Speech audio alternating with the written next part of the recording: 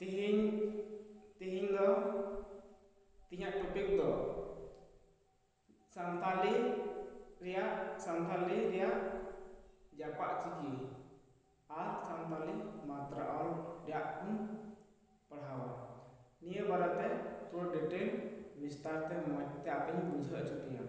निया वीडियो होते ते आपे बड़ा चुपिया और साथे बाहर हम बड़ा चुपिया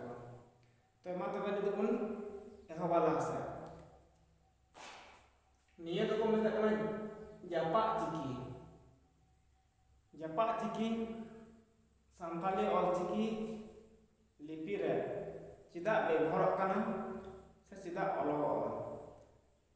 बाम लगा लेखाय से बाम व्यवहार लेखाय चिदा ची हुआ ओना बारते अपन बुझो और निया हम से कथे सांताली मात्रा और हम बड़ाय करा तो जापा चिकी रिया तो तुरी गोटा हटी मेना मिटे हेकना मुड जहां दो मुड दो चट से अलगआ चट से जहां दो मेता कना हिंदी दो उनसमा को मेता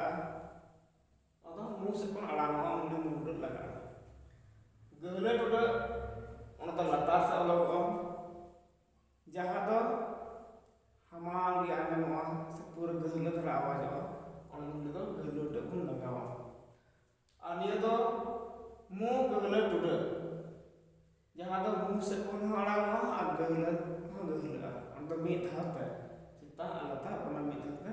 व्यवहार इन तो मु पढ़ा रेला अब रोड रखे से सेरिन के मु रेला चे कना अनते रेला लगा कना नितम फरका तो रहन का अब रोडे फरक उचिया अब रोड गड़ी अब रोड फरक तो बना और तो फरका जति फरक इनते ओहो तो अब लंडरिया हवे होय मतलब हो सफाया है जेलेका सकाम दरे सकाम को कब हो सफाया उनका भी अब रोड गड़ी बांग पुष्ट खाए अब लंडरी दुनी ओहो तके हो सफाया दना पुष्ट उन रोड गड़िया सेवन ऑल दरिया अतो उनागी तो पूरा विस्तार ते ले अबना बोला 3 समय मोड़ लगा 3 समय गलोड 3 समय मोड़ 3 समय रेला आखर का आगो 3 समय लगा उना को बढ़ाए ना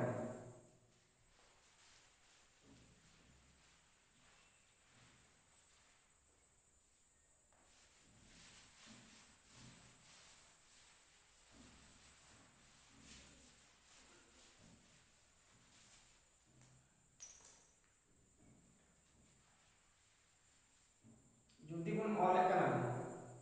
मूड रिया मूड दो चौर से लगा या तो मुंह से कुन अड़ागा मतलब कुन तकना मूड तो मूड तो इसमें लगा ना को न्याय लगी पाले मारन दो अब देनवे लिखि तुम ऑल है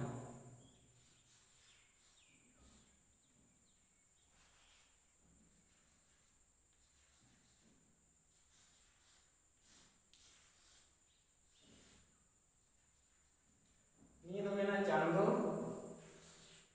ini tuhena bunga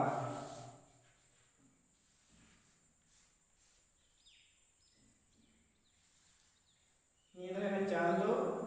bunga atau ini kita pun olah aku santai orang sini kita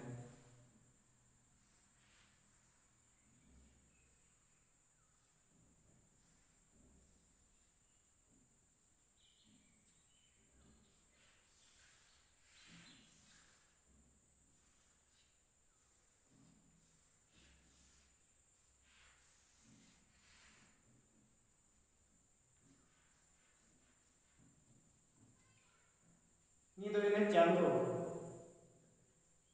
yang aku musik meror kia musik alam nanti muda lगा aku candu है उनका के bunga pun oleh nanti उनका के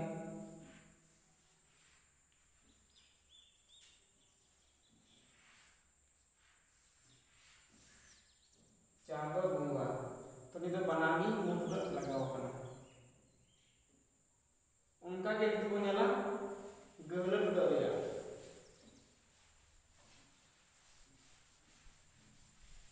गहले तो या तुम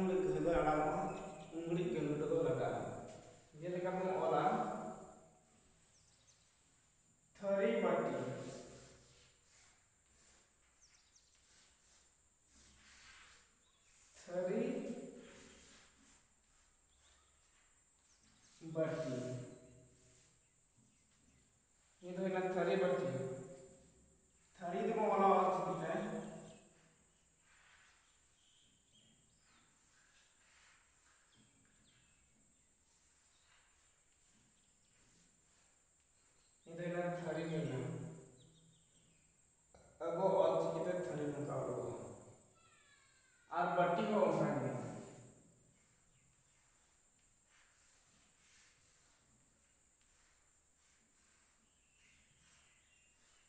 इतना बट्टी तो गलडो हम बुझे तो बोला थरी और बट्टी तो नंका लगा मेनखान गलडो तो सिर्फ रहा आराम या आर ही लगा इटा तो बang गलडो तो सिर्फ रहा आराम या आर ही लगा आर मुख तो रहा आराम या जोतर गे लगा ओ आ ई उ ए ओ जोतर गे लगा और गलडो तो सिर्फ आर गे लगा तो मुख और गलडो को बुझे तो बोला नित बुन बड़ाया मु गलडो तो मी दाते चेतन आलतर बना पाटा के लगा उना खास कर तो आर गे लगा रहा आराम या आर गे लगा चिलिका संडी मोला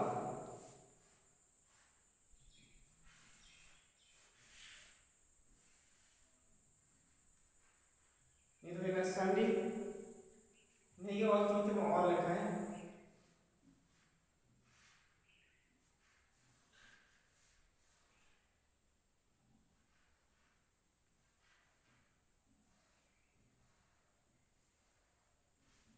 ini tuh ini sandi gelap kena ada masa pengelak bana midate bagawana mengguna duduk maka kita sandi उनका क्या अधिकन वाला हुआ संडी टंडी चंदी सितंगी उनका क्या आम कुछ वाला हुआ तो नियम को बुझना मो गलत डरिया नित बन बुझवा रीला रीला तो अब सेरिंग गुलिक से रोगुली रीला अब उन्हें रीला मतलब बुझना री कहते जहाँ अड्डी घड़ी मिकी आराम हुआ उन्हें गुम तक ना रीला तो जैसे नेतार सितुन दुखाय रेन को रे रे अडी घड़ी रे रे रे सडे दुखवा ओना गे रेला करा रे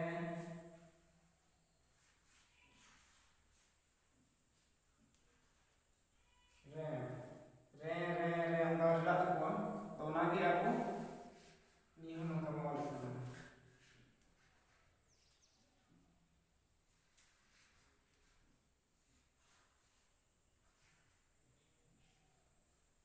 तो नियम तो रेला को मुझे तो नाम मुझे रेला तो रोड़ा को जहाँ तो अब रोड अड्डी घड़ी आड़ा अमी की मतलब रेला उनका जो तुम बुझवा फरका अब ऑल आरोगले फरक उठिया मतलब फरका तो जैसे मेना आ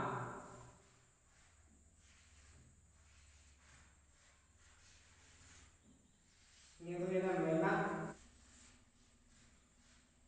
mina a ini tuh ini mina a तो नहीं ये और चीज़ को वाला का इधर वाला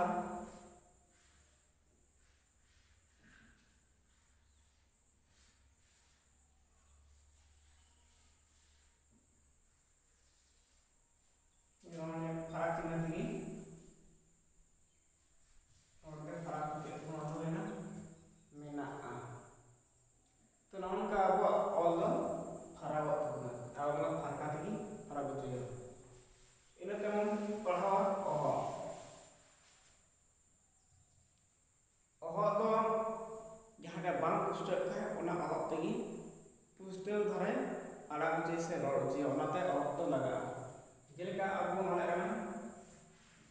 कागज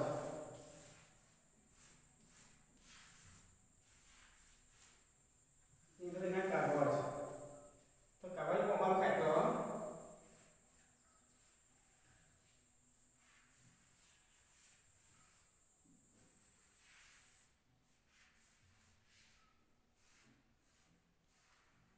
ini tuh bilang kaगज अब ini tuh bilang kaगज bang पुस्तक करना है और जी पुस्तक का चीज होगा ओह लगा खाए तो ना कागज तो रोगा तो नी दो सही सुद अपना पुस्तक नी दो ना कागज आई तो ओह लगा खाना तो होगा कागज मात्र ना तो ओह लगा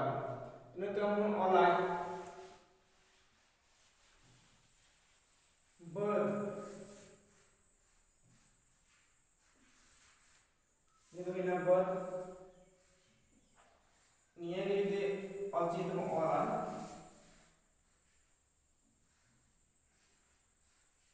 ini tuh hina be ada hina be ada tuh be dan ini pustu cuma gitu ada tuh ohok laga wana tuh nama ka olchi gitu abah rol udah pustu bang kalau pustu cina japat itu jahe cida उन्हें तो संताल और चिकित्से पूरे पुष्ट है और चुकलिया से पढ़ा चुकलिया वहाँ तक जापात चिकी बड़ा अड़ी जरूरी था बना तो अब जापात चिकी ना मुझे ता मूल तो कौन अब तक बहुत ही गया ये तो क्लेम मुझे ना उन्हें से तार मिट्टे जैसे ना नहीं बड़ा चुकलिया ये और चिकित्से आधे मिट्टे मिपार बुनिया ना देनो लिखित को और का नोआ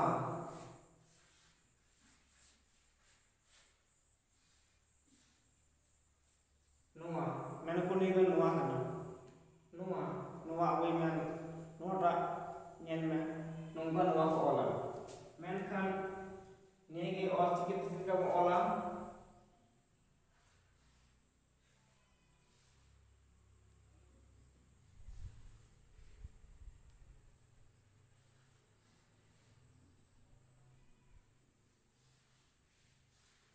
नोआ नोआ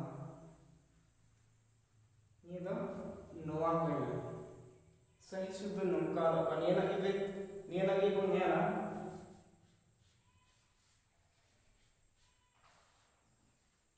नोआ नोका सही हो नंका ये तो हिंदी धरा लगा चला करना आते नोआ नोका को लगा कर नोआ तो पुष्ट बांग है ना आने पूरे पुष्ट है ना आते और चिकित्सा आदर दंगिते अदे अंतर के लिए जाऊँ बांग पुष्ट करना नोआ अदे पुष्ट तो नहीं मुझे kita तो उनका की आगे तुम बुझ देगा कि संताली मात्रा और चिकू बना संताली मात्रा और तो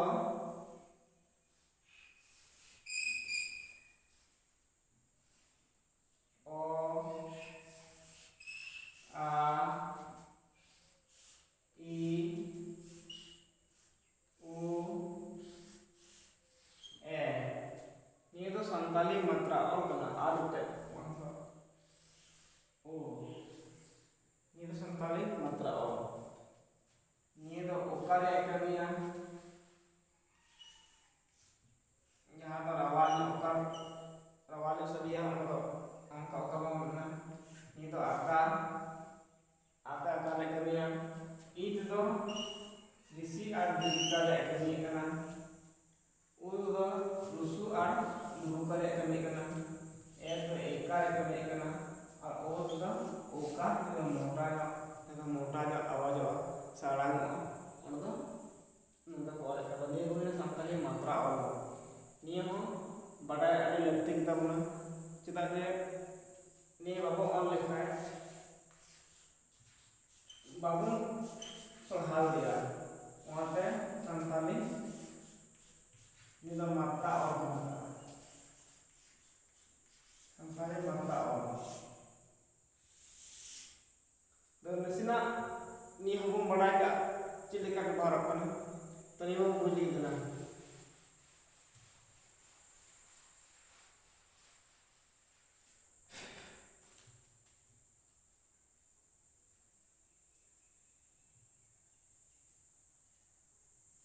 bari ko ona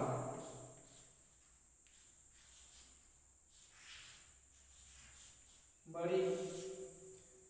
to onage और जी के मौला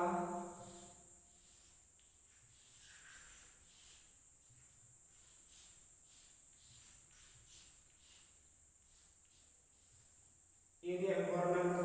dirikan warna ini disigar warna itu di bawah तो ini तो ira muskila itu mau alam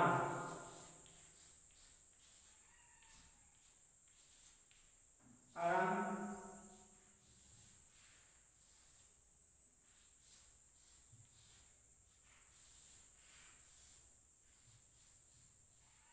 itu alam are muskila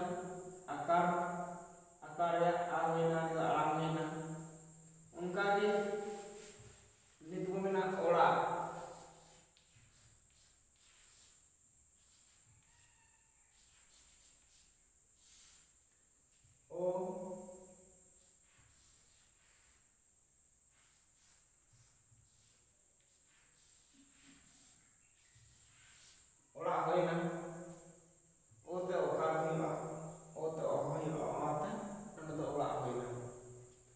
ᱚᱱᱠᱟᱜᱮ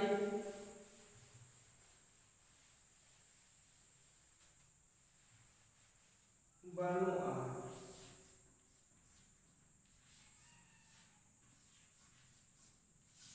ᱵᱟᱹᱱᱩᱜᱼᱟ,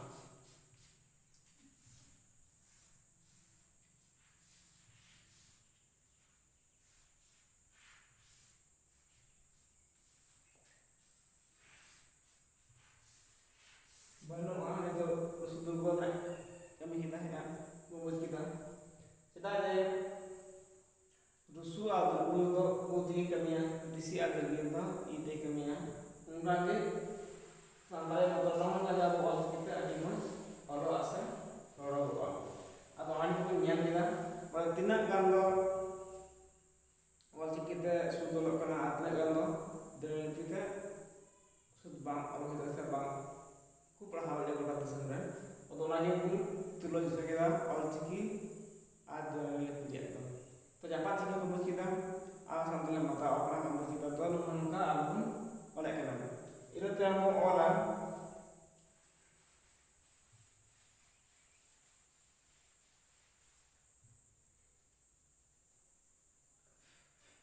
toyo toyo